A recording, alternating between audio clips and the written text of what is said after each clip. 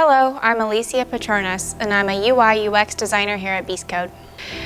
So as far as the physical drone, we worked together as a team to make some really cool designs and skins and stickers for the drone so that we can not only represent Beast Code but also represent our customer and the project. So we added the Weapon 1 patch onto the drone, as well as the Beast Code logo and AFRL logo. So everyone got a chance to shine in the spotlight a little bit.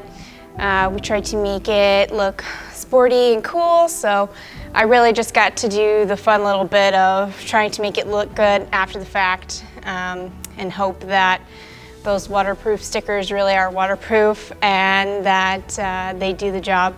So we will see about that.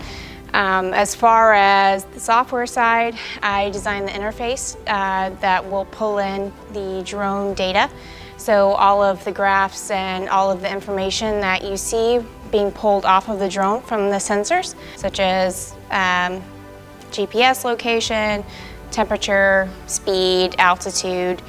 It can include any number of things, but we kept it simple to start off with. So the user will actually be able to see the live map and also camera footage that is being pulled off of the drone.